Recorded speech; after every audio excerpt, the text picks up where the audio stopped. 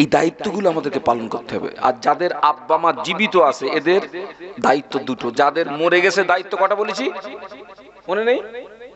একটা একটা। শুধু তাদের জন্য কি চাওয়া? ক্ষমা চাওয়া।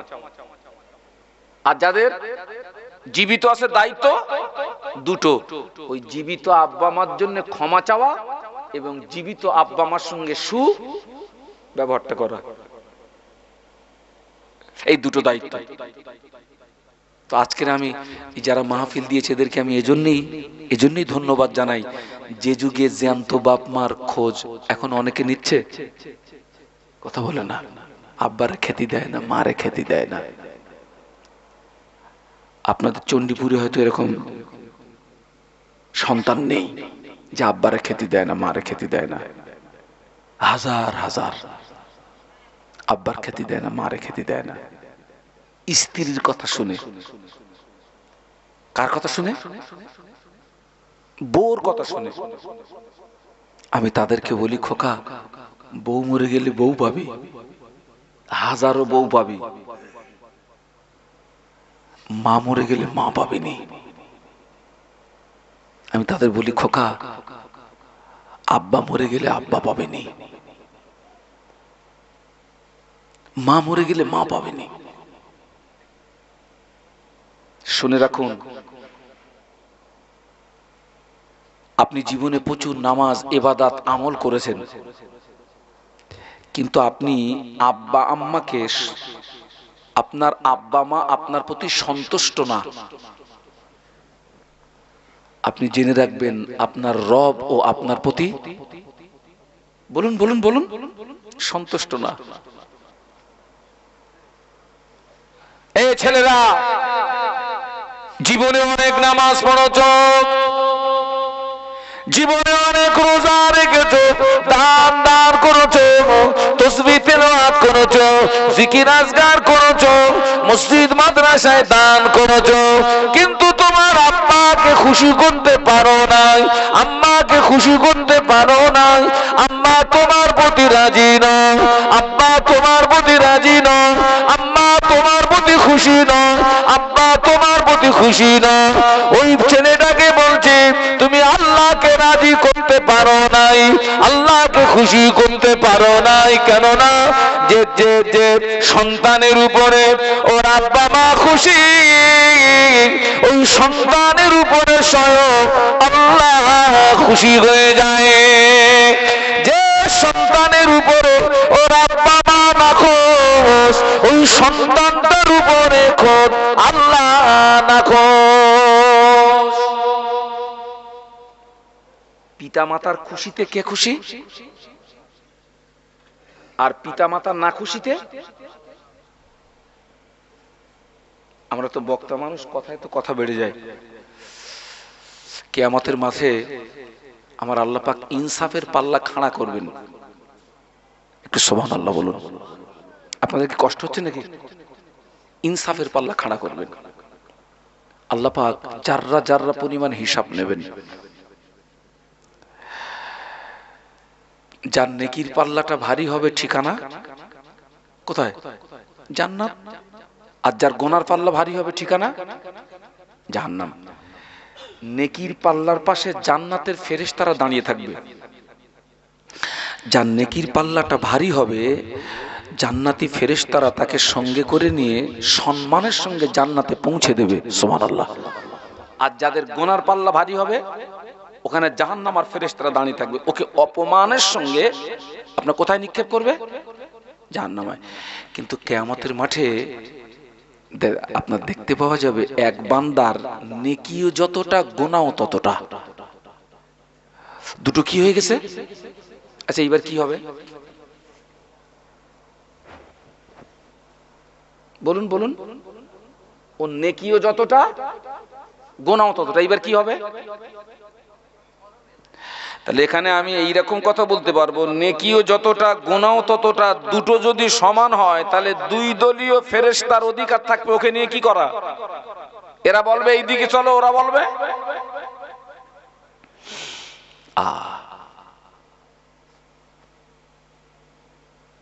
আল্লাহ পাক ওই সময় ফেরেশতাদের বলবে, মালাইকারা, ও আমার ফেরেশতারা, অপেক্ষা করো, দাঁড়িয়ে যাও। বান্দার নেকি যতটা গোনাও ততটা। আল্লাহ পাক ছোট্ট একটা চিরকুটি ফেরেশতাদেরকে দিয়ে বলবে, ও আমার মালাইকারা, এই চিরকুটটা আমার বান্দার গোনার পাল্লায় চাপিয়ে দাও। কি কি কি আপনারা আপনার চিরকুট চেনেন তো? ওই যে পরীক্ষার সময় ছেলে মেয়েরা কি করে, টুকলি করে না ছোট্ট কাগজে, শর্ট হ্যান্ড, ছোট্ট একটা কাগজ, আল্লাহ একটা ছোট্ট একটা চিরকুট ফেরেশতাদেরকে দিয়ে বলবে, এই চিরকুটটা আমার বান্দার গোনার পাল্লায় চাপিয়ে দাও। ছোট্ট চিরকুটটা যেই গোনার পাল্লায় চাপিয়ে দেবে, পুরো আপ ডাউন, গোনার পাল্লা ভারী, নেকির পাল্লা। আচ্ছা ভাই, ছোট্ট কাগজে কি লেখা, পুরো আপ ডাউন। ফেরেশতারা তো অবাক, আল্লাহ কি লেখা ওতে? ফেরেশতারা ওই কাগজটা নিয়ে খুলে দেখবে, ওই কাগজে, ওই চিরকুটে একটা শব্দ লেখা আছে, একটা শব্দ। ওই শব্দটা অন্য কোন শব্দ নয়, ওই শব্দটা উফ বলে একটি শব্দ লেখা আছে। কি শব্দ বলেন না, কথা বলেন না। উফ, একটা শব্দে পুরো আপ ডাউন। আমার কথা বুঝতে পারছেন নাকি? শব্দটা কার? ও ছেলে, তোমার ব্যবহারে, তোমার আব্বার জবান থেকে যদি উহু শব্দটা বেরিয়ে যায়, ওটা তোমার জন্য বদদোয়া। তোমার ব্যবহারে, তোমার আচারে, তোমার মায়ের জবান থেকে যদি উহু শব্দটা বেরিয়ে যায়, ওটা তোমার জন্য বদদোয়া। ধরা পড়বো না, পড়বো না? হ্যাঁ, ছেলে শায়না হয়ে গেছে, বাপরে খেতে দেয় না, মারে খেতে দেয় না, বাপরে মারতেছে, মারে মারতেছে, ওরে জানোয়ার।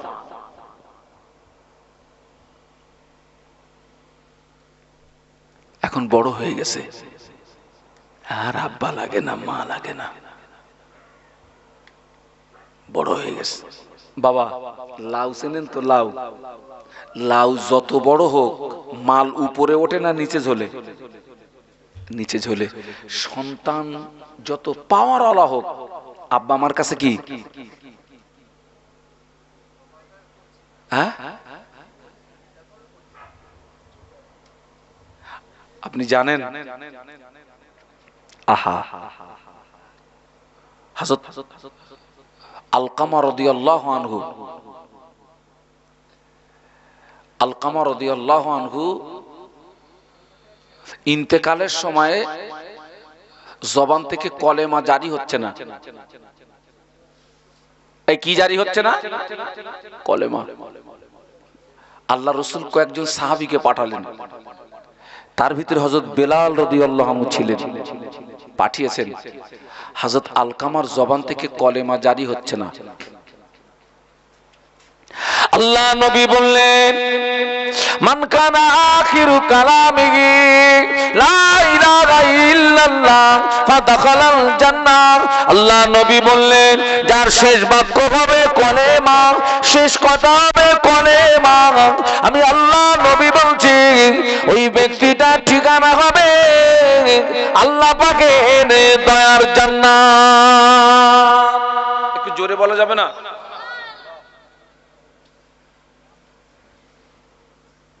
যার শেষ বাক্য কি হবে? কলেমা। আল্লাহ পাকের কাছে দোয়া চাইবেন, আল্লাহ মৌতের সময় যেন আমার জবান দিয়ে একবার কলেমা শরীফ জারি হয়। আল্লাহ আমার ইন্তেকালের সময় যেন আমার জবান থেকে একবার কলেমা শরীফ জারি হয়। ওই যে মুমূর্ষু ব্যক্তি যারা, মসজিদের ইমাম আলেম ওলামা পাশে বসে বসে কি করে? কলেমা শরীফের তালকিন দেয় না? দেয় না? কলেমা শরীফের তালকিন দেয়। কিন্তু কোনো মুমূর্ষু ব্যক্তিকে আদেশ করা যাবে না তুমি কলেমা পড়ো। আপনি তার পাশে বসে বসে কলেমা পড়ুন, ওর যদি নসিব ভালো হয়, ও যদি আপনার সঙ্গে সুর মিলিয়ে কলেমা পড়ে নেয় আর ওই অবস্থায় যদি মৌত হয়, ওর ঠিকানাটা জান্নাত হয়ে যাবে। বলুন। তো হযরত আলকামার জবান থেকে কলেমা জারি হচ্ছে না। সাহাবীরা গিয়ে নবীকে বললেন, আল্লাহ রাসূল বললেন, যাও তো আলকামার আম্মাকে আমার কাছে আসতে বলো। আলকামা রাদিয়াল্লাহু আনহুর আম্মা জান আসলেন। আল্লাহ রাসূল জিজ্ঞাসা করলেন, আপনি কি আপনার সন্তানের উপরে খুশি?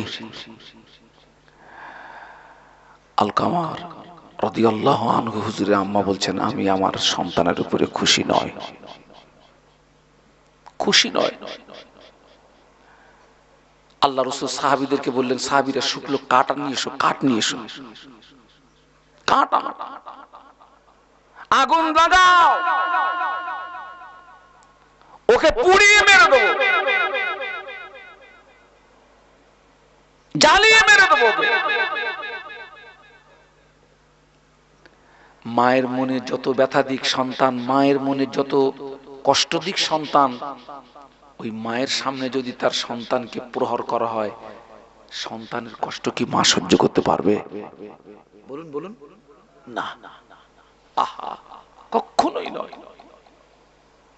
ইয়া রাসূলুল্লাহ রে, ইয়া হাবিবাল্লাহ, হুজুর আমার সন্তানকে আপনি পুড়িয়ে মারবেন না। আমার সন্তানকে যদি আগুনে জ্বালিয়ে মেরে দেন, আমি মা হয়ে কি করে সহ্য করব? আমি মা হয়ে আমি কি করে দেখব? হুজুর আমি মা হয়ে কি করে সহ্য করব? আল্লাহ নবী বললেন, আপনি আপনার সন্তানকে মাফ করে দেন, ক্ষমা করে দেন। হুজুরের আম্মা বললেন, আমি আমার সন্তানকে মাফ করে দিলাম, ক্ষমা করে দিলাম। আল্লাহ নবী সাহাবীদের পাঠালেন, ও আমার সাহাবীরা এবারে আলকামার কাছে চলে যাও। সাহাবীরা আলকামা হুজুরের কাছে গেলেন, গিয়ে দেখেন আলকামার জবান দিয়ে কলেমা জারি হচ্ছে। এতক্ষণ মা ছিল নারাজ, কলেমা জারি হয় না। মা যখন সন্তানকে মাফ করে দিয়েছে, সন্তানের জবান থেকে কলেমা জারি হচ্ছে। বলুন সুবহানাল্লাহ। বাবা বউর কথা শুনে মারে কষ্ট দিবি, বাপরে কষ্ট দিবি, মরণের সময় তো জবান দিয়ে কলেমা আসবে না। আমরা তো অতীতকে ভুলে যাই, যে আমরা যে সময় ছোট ছিলাম, পেশাব করে পেশাবের ভিতরে ডুবেছিলাম, সাফ করেছিল কে? মা। মা। এই যে শীতের সময় কঠিন ঠান্ডা, মাঘ মাসের শীত, একটা প্রবাদে একটা কথা আছে না, মাঘের শীত কার গায়ে? বাঘের গায়ে। মাঘ মাসের শীতে মায়ের পাশে শুয়েছিলাম। আমি রাত্রে পেশাব করে দিয়েছি, মায়ের টোটাল কাপড়টা আমি নষ্ট করে দিয়েছি। আমার কাপড়, আমার গায়ের পোশাকও শেষ, মায়েরটাও শেষ। আমাদের আম্মারা কি করেছিলেন? আমাদের আম্মারা আমাদেরকে আমাদের গায়ের পেশাবটাকে সাফ করে পরিষ্কার করে দিয়ে শুকনো কম্বলে আমাদের জড়িয়ে, আমাদের যেন কষ্ট না হয়, মা আমাদেরকে রেখেছেন। মা আমার পেশাবে কাঁপতে কাঁপতে কাঁপতে কাঁপতে রাতটা পার করে দিয়েছে। বাস্তব বলছি না বাস্তব বলছি? যে আহা, সন্তানকে কষ্ট দেয়নি। আজকের আমি বড় হয়ে স্ত্রীর কথা শুনে মায়ের কথা ভুলে যাচ্ছি। আমার আব্বা জান, আমাদের আব্বারা আমাদের মুখে হাত জোগানোর জন্য কত কষ্ট করে বলেন তিনি। আমাদের আব্বা আমাদের জন্য, আমাদের মুখে আহার জোগানোর জন্য কত মিথ্যা কথা বলে। আমার সন্তানের যেন কষ্ট না হয়, আমার ছেলের যেন কষ্ট না, আমার মেয়ের যেন কষ্ট না। আজকের আমি বড় হয়ে সে আব্বাকে ভুলে গেলাম, আমি সে মাকে ভুলে গেলাম। আহা, আল্লাহ নবী ইন্তেকালের আগে আল্লাহ নবী সাহাবীদের ডাকলেন, হযরত আবু বকরকে ডাকলেন, ওমরকে ডাকলেন, আলীকে ডাকলেন, উসমান গনি রাদিয়াল্লাহু তাআলা আলাইহিম আজমাইনদেরকে ডেকে আল্লাহ নবী ওসিয়ত করেছিলেন, ও বাবা আবু বকর, বাবা ওমর, বাবা আলী, বাবা উসমান, আমি আল্লাহ নবী ওসিয়ত করে যাচ্ছি, আমি আল্লাহ নবী ওসিয়ত করে যাচ্ছি, আমার ইন্তেকালের পরে, আমার ওফাতের পরে আমি রাসূলুল্লাহ আমার মাথার পাগড়িটা, আমি রাসূলুল্লাহ আমার গায়ের জুব্বাটা, আমি রাসূলুল্লাহ আমার মুহাব্বতের উম্মত ওয়াইস কারনীকে আমি রাসূলুল্লাহ দিয়ে গেলাম। ও আবু বকর, বাবা ওমর, বাবা আলী, বাবা উসমান, আমার ইন্তেকালের পরে, আমার ওফাতের পরে আমার জুব্বাটা, আমার পাগড়িটা, আমার মুহাব্বতের উম্মত ওয়াইস কারনীর কাছে পৌঁছে দিয়ে ওয়াইস কারনীকে আমার গুনাহগার উম্মত উম্মতিদের জন্য একটু দোয়া করতে বলবে। একটু জোরে বলা যাবে না? আরো মহব্বতে বলুন। ওয়াজ বুঝতে হবে। ওয়াইস কারনীকে রাসূল জুব্বা পাগড়ি দিয়ে যাচ্ছেন। ওয়াইস কারনীর সঙ্গে হায়াতে জিন্দেগিতে আল্লাহ রাসূলের দেখা হয়েছিল না, কিন্তু আবু বকর সিদ্দিক রাদিয়াল্লাহু আনহু আল্লাহর নবীর শিশু এবং কিশোর বয়সের সঙ্গী, গারে সুরের সঙ্গী, ইন্তেকালের পরেরও সঙ্গী। রাসূল কিন্তু বলে যাননি আমার পাগড়িটা, আমার জুব্বাটা আমি আবু বকরকে দিয়ে গেলাম। রাসূল কিন্তু বললেন না আমার পাগড়িটা, আমার জুব্বাটা ওমরকে দিয়ে গেলাম। রাসূল বলেছেন আনা খাতামুন নবিয়্যিন লা নবিয়্যা বাদি। রাসূল বলেছেন আমি শেষ নবী, আমার পরে কেউ নবী হবে না।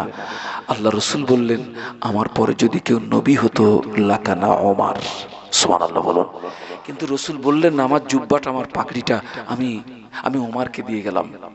আল্লাহ রাসূল বললেন না আমার জুব্বাটা পাগড়িটা আমি উসমান গনিকে দিয়ে গেলাম। রাসূল বললেন না আমার জুব্বাটা পাগড়িটা আমার জামাতা আলীকে দিয়ে গেলাম। রাসূল বললেন আমার মুহাব্বতের উম্মত ওয়াইস কারনীকে আমি রাসূলুল্লাহ দিয়ে যাচ্ছি। সাহাবীরা আমি ওসিয়ত করে যাচ্ছি আমার পাগড়িটা, আমার জুব্বাটা ওয়াইস কারনীর কাছে পৌঁছে দেবে, আর ওয়াইস কারনীকে গিয়ে আমার গুনাহগার উম্মত উম্মতিদের জন্য একটু দোয়া করতে বলবে। একটু সুবহানাল্লাহ বলবেন না? ঘটনাটা লম্বা, যতটুকু প্রয়োজন। আল্লাহ রাসূলের ইন্তেকালের পরে হযরত ওমর, হযরত আলী কাররামাল্লাহু ওয়াজহাহু দুইজন গেলেন, ওয়াইস কারনীকে খুঁজে পেলেন, তানাকে দিলেন। দুইজন সাহাবী জিজ্ঞাসা করলেন হুজুর আপনি কত সৌভাগ্যবান, আল্লাহর নবীর জুব্বা পেলেন, নবীর পাগড়িটা পেয়ে গেলেন। আচ্ছা হুজুর আপনি জীবিত অবস্থায় একবার নবীর সঙ্গে দেখা করলেন না কেন? হযরত ওমর, হযরত আলী কাররামাল্লাহু ওয়াজহাহু ওয়াইস কারনীকে জিজ্ঞাসা করছেন আপনি জীবিত অবস্থায় একবার নবীকে দেখলেন না কেন? হযরত ওয়াইস কারনী বলেছিলেন ভাইজান আমি নবীকে দেখেছি না আপনারা নবীকে দেখেছেন প্রমাণ হবে? বলুন তো রাসূলুল্লাহর চোখের এই ভুরুটা মাঝখানে ফাঁকা ছিল না জোড়া লাগানো ছিল? ও ভাই ওমর, ভাই আলী, আপনারা বলতে পারেন? দুজনেই ওনার স্পষ্ট জবাব দিতে পারলেন না। হযরত ওয়াইস কারনী বলছে আমি জবাব দিচ্ছি, রাসূলের চোখের উপরের ভুরুটা ফাঁকা ছিল না, জোড়া লাগানো ছিল। ও ভাই ওয়াইস আপনি তো রাসূলকে দেখেননি, কি করে বললেন? ওয়াইস কারনী রাহমাতুল্লাহ আলাইহি বলেছিলেন ও ভাই ওমর, ভাই আলী, আমার আম্মা বড় দুর্বল, আমার আম্মা বড় যায়ীফ, আমার আম্মা বড় কমজোর, আমার আম্মা বড় দুর্বল, আমার আম্মা বড় যায়ীফ, আম্মা বড় কমজোর। আম্মার সেবা যত্ন করতে গিয়ে, আম্মা জানে খাই খেদমত করতে গিয়ে, আম্মা জানে দেখভাল করতে গিয়ে আল্লাহ নবীর দিদার আমার হলো না, নবীর সাক্ষাৎ আমার হলো না। ও ভাই ওমর, ভাই আলী, কিন্তু আমার ব্যবহারে আমার আম্মা এত খুশি হয়েছিলেন, আমার আচার আচরণে আমার আম্মা এত খুশি হয়েছিলেন, আমার আম্মা আমার উপরে খুশি হয়ে আমার আম্মা জান আমার জন্য এমনই দোয়া করেছিলেন। আমার মায়ের দোয়ার ওসিলায় আমার মনে যখন আশা জাগে, ও রব্বুল আলামিন আল্লাহ পাক আমি একটু নবীকে দেখব, আমার মায়ের দোয়ার ওসিলায় বিশ্ব নবী আমার সামনে হাজিরি হয়ে যায়। জোরে বলা যাবে না? কার দোয়া? জোরে বলুন কার দোয়া?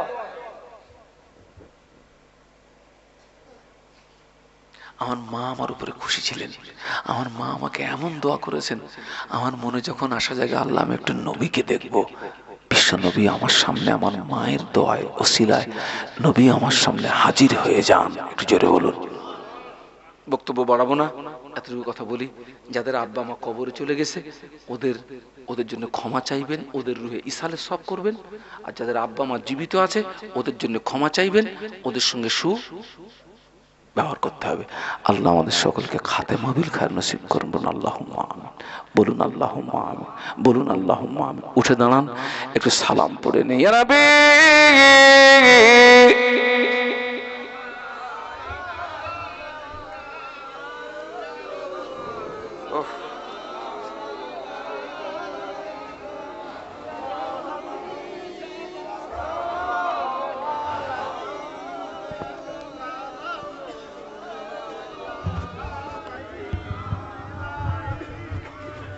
বাইরে যদি কেউ থাকেন সব ভিতরে চলে আসেন, দোয়া হবে বাবা, সব ভিতরে চলে আসেন। আপে সুলতানে মদিনা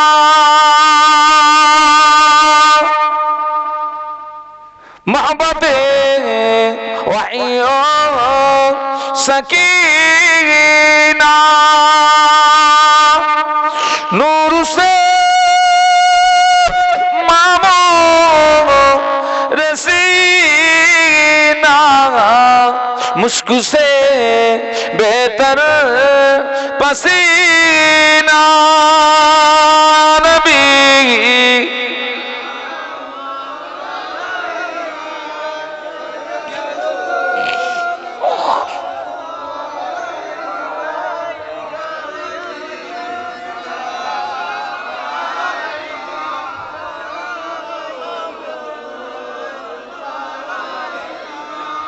या नबी नामो प्यारा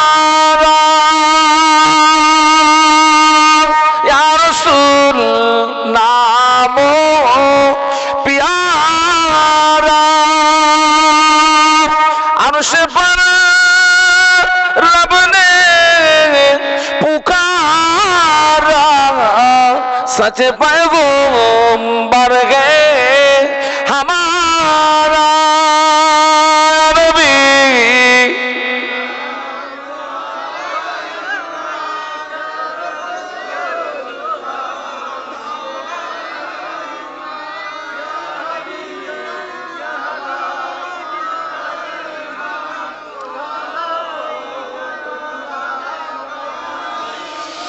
तुम्हारी वसीला ने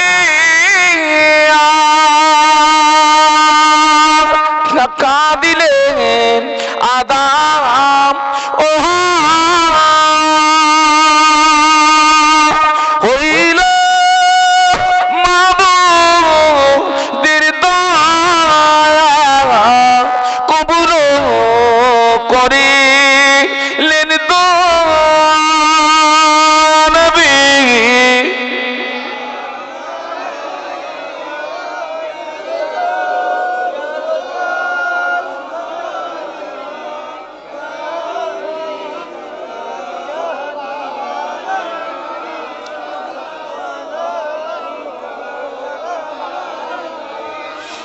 উড়িল আল্লাহর ও বাণী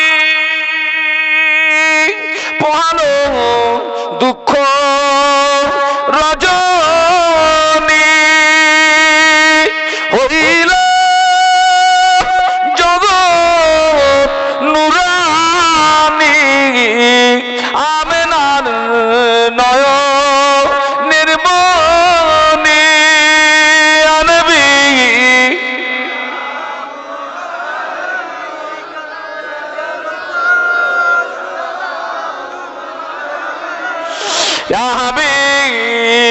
সালাম আলাইকা সালাতুল্লাহ ইয়া রাব্বি সাল্লি ওয়া সাল্লিম দাইমান আবাদা আলা নবিকা খায়রি খালকি কুল্লিহিম বেজায় রব মেরে দরুদ ও সালাম বরগুজিদা নবী पर अपने मुदम বালাগাল। কতক্ষণ লাগবে?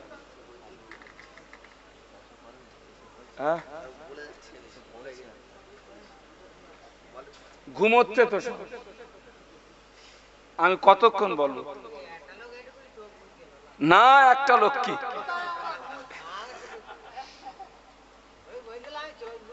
চোখ বুঝিয়ে দিয়েছি। সব দোষ কি ওই লোকটা দিলেন? ওই লোকটা তো রাগ করবে তো আমার উপর।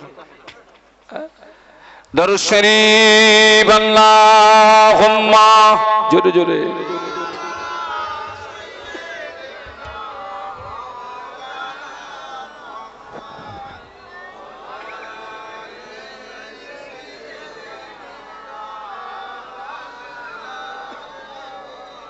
मोहब्बते अल्लाहुम्मा सल्ले आला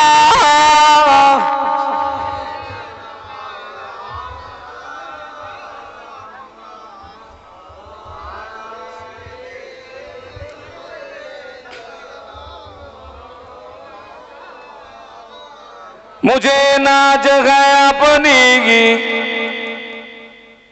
खुशकिस्मती पर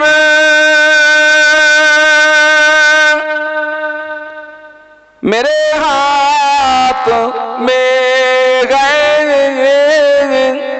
दामने मुस्तफा की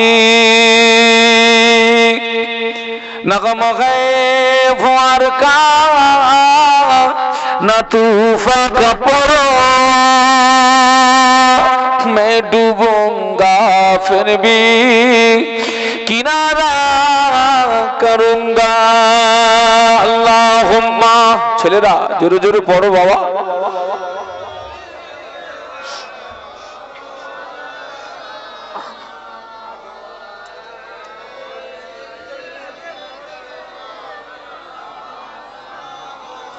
সুন্দর লাগছে একটু কলেমার জিকির লা ইলাহা ইল্লাল্লাহ জবান খুলে লা ইলাহা ইল্লাল্লাহ মুহাম্মাদুর রাসূলুল্লাহ আল্লাহুম্মা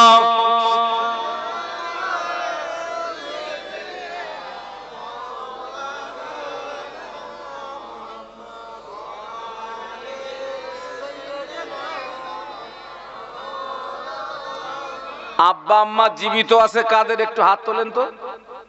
আব্বা আম্মা আলহামদুলিল্লাহ।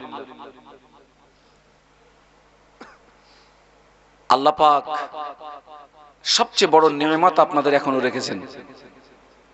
আব্বা মা সবচেয়ে বড় নিয়ামতের একটা কথা আপনাদেরকে বলে দিচ্ছি, যেখানে যাবেন আপনি স্ত্রীকে বলে যান, তবে আমি বলবো যেখানে যাবেন আব্বা আম্মাকে বলে যাবেন, আম্মা আব্বা আমি অমুক জায়গায় যাচ্ছি, আমার জন্য দোয়া করবেন। আমার কথা মনে থাকবে? আপনি ব্যবসায় যাচ্ছেন, আপনি আব্বাকে বলে আব্বা আমি যাচ্ছি, আম্মা আমি যাচ্ছি, আমার জন্য দোয়া করবেন। অনেকে আমাদের কাছে দোয়া চায়, আলহামদুলিল্লাহ দোয়া চাইবে, সকলে দোয়ার ভিখারি, দোয়া চায় আলহামদুলিল্লাহ। তবে বাবা শুনে রাখো, আলেমের দোয়া, মসজিদের ইমামের দোয়া, হ্যাঁ মুফতি সাহেবের দোয়া, পীর সাহেবের দোয়া, আমির সাহেবের দোয়া আল্লাহ পাকের দরবারে কবুল হবে গ্যারান্টি কথা বলে না নেই। আলেমের দোয়া, ইমামের দোয়া, মুফতি সাহেবের দোয়া, পীর সাহেবের দোয়া আল্লাহ পাকের দরবারে পৌঁছাতে গেলে কিছু পর্দা পেরিয়ে পেরিয়ে পেরিয়ে পেরিয়ে পেরিয়ে পেরিয়ে যাবে, তার কোনো গ্যারান্টি নেই, গ্যারান্টি নেই। আব্বা আম্মা যদি দোয়া চায়, মা বাপের দোয়া, পিতা মাতার দোয়া, আব্বা আম্মার দোয়া আর আল্লাহ পাকের মাঝখানে কোনো পর্দা থাকে না। মা বাপের দোয়াটা, আব্বা আম্মার দোয়াটা, পিতা মাতার দোয়াটা সরাসরি আল্লাহ পাকের দরবারে কবুল হয়ে যায়। সুবহানাল্লাহ, সুবহানাল্লাহ, সরাসরি কবুল, কোনো পর্দা থাকে না। লাইটটা জ্বলছে, সুইচ মারবেন, দেরি হবে না। আব্বা আম্মা দোয়া চাইবে, দেরি না, সরাসরি আল্লাহ পাকের দরবারে কবুল হয়ে যায়। জোরে বলুন। আপনি একটা কথা বলতে পারেন, হুজুর আব্বা মা এত দোয়া করে তো বাস্তবে পাইনি কেন? একটা প্রশ্ন আসতে পারে। আপনার আব্বা আম্মা আপনার জন্য যে দোয়াটা করছেন ওটা দুনিয়াতে দিলে আপনার জন্য ভালো হবে না আখেরাতে দিলে ভালো হবে, এটা সবচেয়ে বুঝবেন কে? বলুন বলুন। আল্লাহ না? ছেলেটা রাস্তা দিয়ে আইসক্রিম ওয়ালা যাচ্ছে, মেয়েটা আম্মার কাছে গিয়ে বলছে, মা একটা আইসক্রিম, মা আমাকে 5টা টাকা দেন না মা, আমি আইসক্রিম খাবো, কিংবা আমাকে একটা আইসক্রিম কিনে দেন না মা, আব্বাজি একটা আইসক্রিম কিনে দেন না আব্বা। আর আমাদের ছেলে মেয়েরা এরকম করে না, করে না? তোর মাও ওকে দিচ্ছে না, আব্বা ওকে দিচ্ছে না, ও কি রাগ করে দিচ্ছে না? ওর আব্বা মা কি হিংসা করে দিচ্ছে না? কিসের জন্য দিচ্ছে না? আমার ছেলে যদি এখন এই আইসক্রিম ঠান্ডাটা খায়, ওর সর্দি লেগে যেতে পারে, তাহলে আপনার আব্বা আম্মা আপনার ভালো চাইছে না খারাপ চাইছে? তো আপনার আব্বা আপনার আম্মা আপনার জন্য যে দোয়া করছে, এই দোয়াটা আপনি পৃথিবীতে পাচ্ছেন না, তার মানে কি? এটা যেন ভাববেন না দোয়া কবুল হচ্ছে না। দোয়া কবুল হচ্ছে ঠিকই, কিন্তু ওটা দুনিয়াতে দিলে আপনার পক্ষে ভালো না আখেরাতে দিলে ভালো, এটা জানে আল্লাহ। জানেন, যে দোয়াগুলো আল্লাহ পাক দুনিয়াতে না দিচ্ছেন, এই দোয়ার ফল পাওয়া যাবে আখেরাতের ময়দানে। একটু জোরে বলুন। সেদিন মনে হবে আল্লাহ আল্লাহ দুনিয়ার কোন দোয়া যদি কবুল না করে আখেরাতে দিতে, কারণ সেদিন মানুষ তো হবে সব নেকির ভিখারি। কিসের ভিখারি? নেকির ভিখারি। আহা, আব্বার কাছে দোয়া চাইবেন, মায়ের কাছে দোয়া চাইবেন, যেখানে যাবে, আব্বা আমি যাচ্ছি আমার জন্য দোয়া, মা আমি যাচ্ছি দোয়া করুন। আর একটা কথা বলে যাচ্ছি, এই শীতের সময়ে কত ফল সস্তা হয়, হয় না? আপেল, আপেল এখন কত করে কেজি? 50 টাকা কেজি। এই আপেল এখান থেকে বিগত কয়েক মাসে কত দাম ছিল? ও ছেলে, আপেল সস্তা হয়েছে, লেবু সস্তা হয়েছে, কমলা লেবু, কমলা লেবু, কমলা লেবু। একটা আপেল কিনে নিবি, একটা কমলা কিনে নিবি। তুই জীবনে আপেল কিনে তোর মসজিদের ইমামকে খাইয়েছিস, আলেমকে খাইয়েছিস, হুজুরকে খাইয়েছিস, কিন্তু জীবনে একটা আপেল তোর আব্বার হাতে দিলি না, মায়ের হাতে দিলি না। জীবনে একটা কমলা লেবু তোর আব্বার হাতে দিলি না, আম্মার হাতে দিলি না। তুই ইমামকে দিয়েছিস, মসজিদের ইমামকে দিয়েছিস, হুজুরকে দিয়েছিস, আলেমকে দিয়েছিস, মুফতিকে দিয়েছিস, আলেম ওলামাকে দিয়েছিস। এদের দোয়া কবুল হবে গ্যারান্টি নাই। ওই একটা লেবু নিয়ে আম্মার হাতে তুলে দাও, একটা আপেল নিয়ে আব্বার হাতে তুলে দাও। আব্বা যাও, এই আপেলটা আপনি খাবেন, আম্মা যাও, এই আপেলটা আপনি খাবেন, আর আপনি আমার জন্য দোয়া করবেন। ওই আপেলটাকে আপনার আব্বার মনটা তৃপ্তি হবে, অন্তর থেকে দোয়া করবে। ওই দোয়াটা সরাসরি আল্লাহ পাকের দরবারে কবুল হয়ে যায়। আমরা কটা লোক আব্বা আপনার আপেল লেবু নিয়ে আব্বা মারা দেই, ওরে তো ডাইরেক্ট দিলি বউ বকবে। বাস্তব বলছি না বাস্তব বলতেছি? বকবে, ওখানে দিচ্ছ কেন? আবার বলতেছি বউ মরে গেলি হাজারো বউ পাবি, মা মরে গেলি বউ দেখে পকট, কি দেখে কথা বলে না, আর মা কি দেখে খেয়েছিস বাবা, বাবা খেয়েছিস, দুপুরে খেয়েছিস, কোথায় ছিলি বাবা? বিশ্বাস করুন, আগে আমি ওয়াজ থেকে বাড়ি গেলে আমার আব্বা আমার খোঁজ খবর নিতেন, মা আমার খোঁজ খবর নিতেন। যেখান থেকে আব্বা মা চলে গেছে কেউ নাম ধরেও ডাকে না, কেউ খোঁজ খবরটাও নেয় না, কেউ নাম ধরেও ডাকে না, কেউ খোঁজ খবরটাও নেয় না। যাদের এখন হায়াতে আছে এখন তোমরা বুঝবা না, চোখ দুটো বন্ধ করলে তখন বুঝতে পারবে কি নেয়ামত তুমি হারিয়েছো, এখন বুঝবে না, এখন বুঝবে না।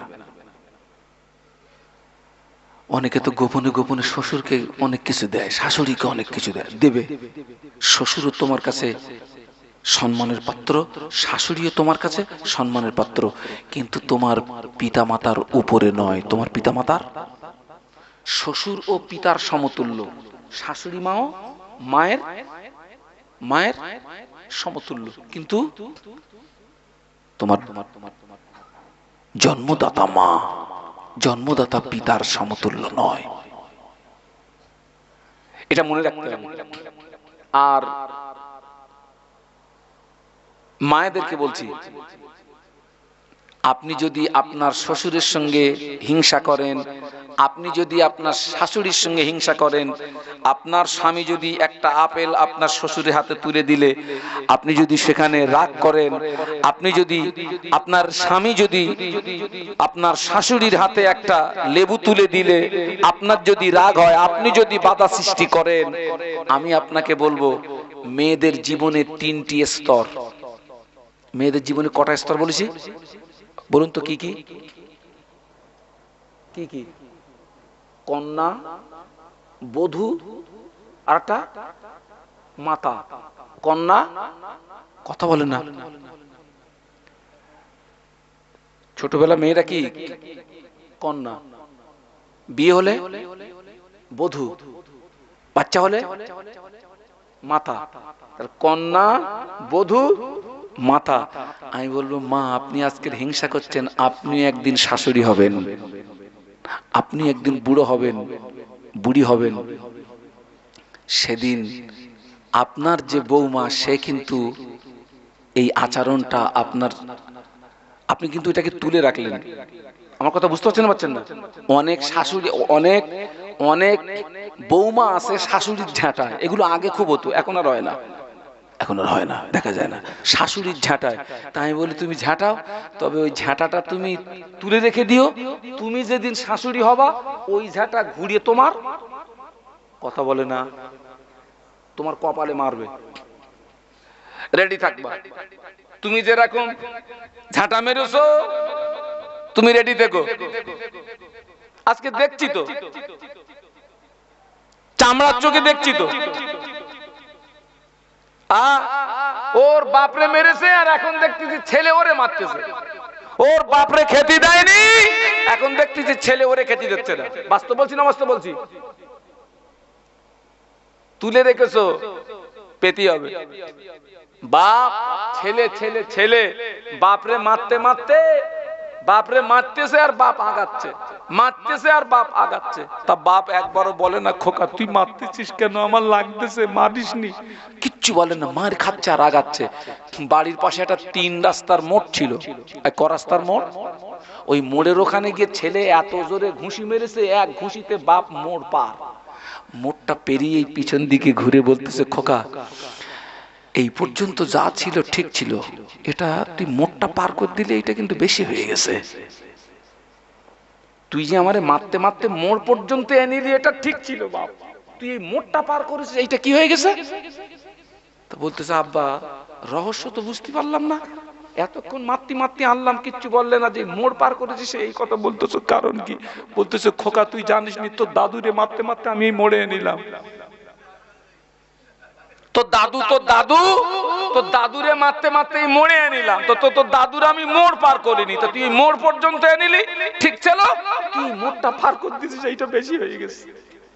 তো তুমি যদি তোমার বাপের মোড় পার করো, তোমারে কিন্তু তোমার ছেলে দরিয়া পার করবে।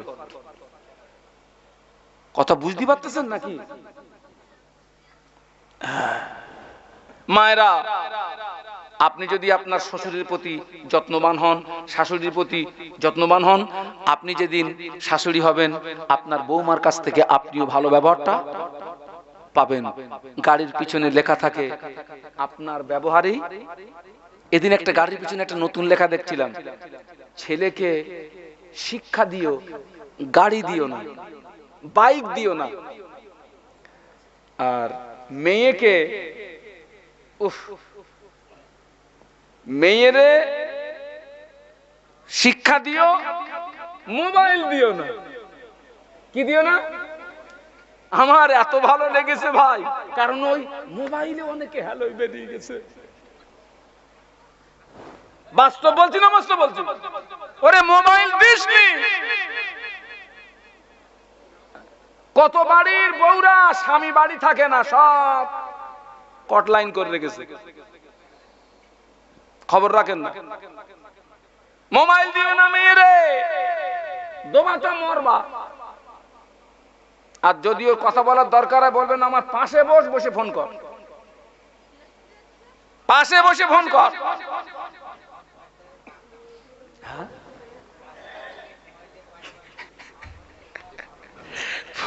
তাহলে কাজ কাম করবো না, মোবাইল নিয়ে বসে থাকবো।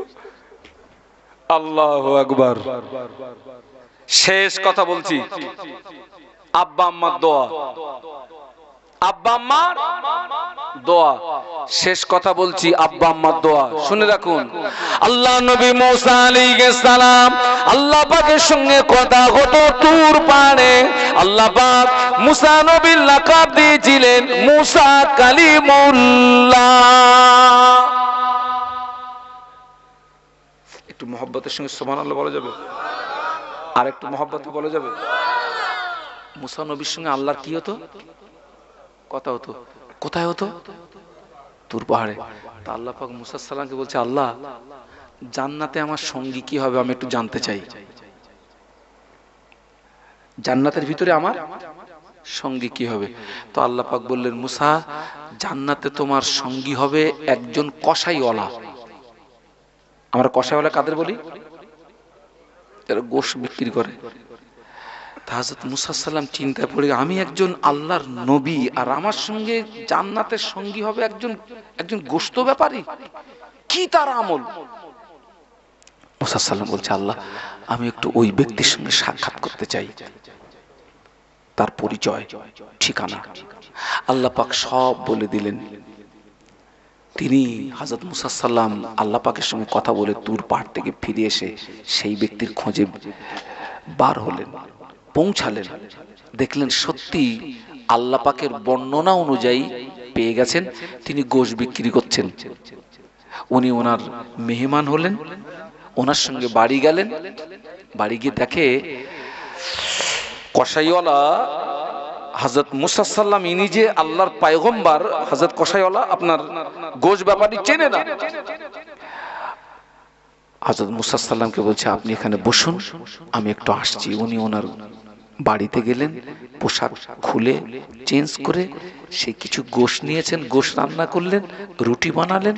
রুটি আর গোশ নিয়ে ঘরের ভিতরে গিয়ে একজন বৃদ্ধা মহিলা হযরত মুসা সাল্লাম বসে বসে দেখছেন কি আমল আছে লোকটার, কি আমল। তো দেখছেন সে গোশ রান্না করে সেই গোশের শুরবাতে রুটি ভিজিয়ে ওই রুটিটা ছানা করে ঘরের কোণে একজন বৃদ্ধা মহিলা আছে, ওই বৃদ্ধা মহিলাকে খাওয়াচ্ছে। একটু সুবহানাল্লাহ বলুন।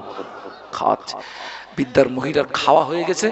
ঘরের ভিতর থেকে যখন কসাইওয়ালাটা বেরিয়ে আসছেন, ওই বৃদ্ধা মহিলার মুখে একটা চুমা দিচ্ছেন। চুমা দিয়ে যখন চলে আসছেন ঘরের ভিতর থেকে গোশওয়ালা কসাইওয়ালা, হযরত মুসা সাল্লাম দেখছেন ওই বৃদ্ধা মহিলার ঠোঁট দুটো বিড়বিড় করে নড়তেছে। মুসা সাল্লাম জিজ্ঞাসা করলেন, ভাইজান এই যে বৃদ্ধা মহিলাটা আপনার কে? এটা আমার আম্মা।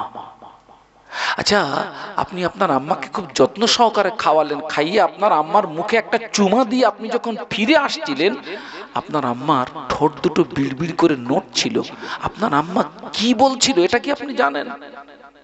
কসাইয়ালা বলে, ও আল্লাহর বান্দা, আমি প্রতিদিন ব্যবসা থেকে বাড়ি এসে আমার আম্মার কেউ নাই, আমি ব্যবসা থেকে বাড়ি এসে আমি নিজে রান্না করি, আমি নিজে গোশত রান্না করি, আমি রুটি তৈরি করি।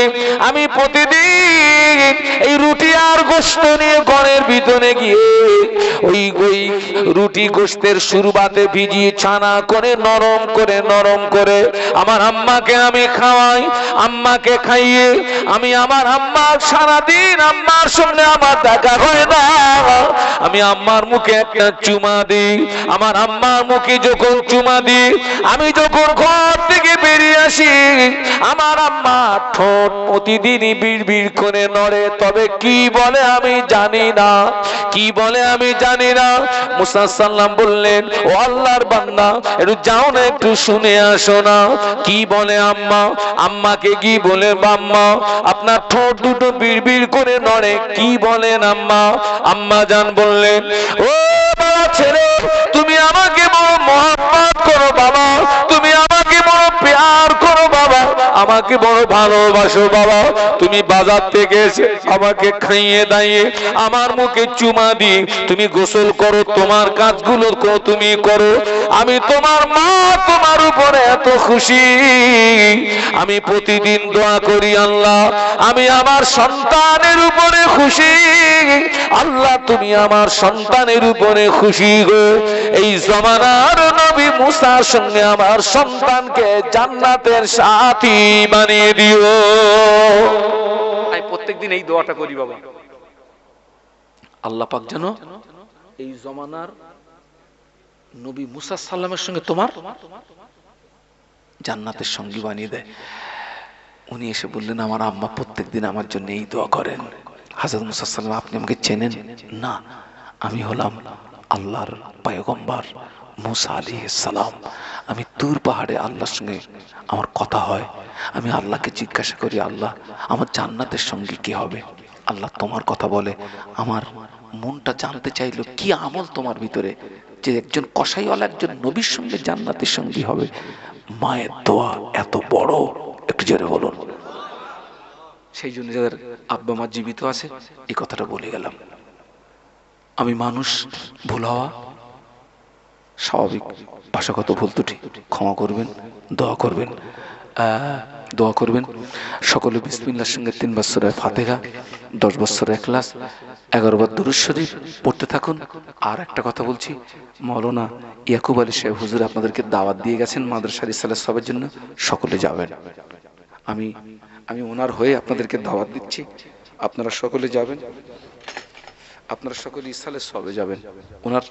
ওনার মাদ্রাসা অনেক অনেক বড় মাদ্রাসা, প্রচুর টাকা খরচ। যাবেন, পারলে আপনারা সহযোগিতা করবেন। আর আমি এবছরে একটা নতুন প্রতিষ্ঠান করেছি, সেটা হচ্ছে বসিরহাটের সংলগ্ন আখারপুর আল আমিন মাদ্রাসা ও এতিমখানা। আখারপুর আল আমিন মাদ্রাসা ও এতিমখানার বাৎসরিক ইসালে সওয়াব 24 এবং 25 মাঘ আমি সকলকে দাওয়াত করছি, সময় পেলে যাবেন। সকলে পড়তে থাকুন, দোয়া হবে।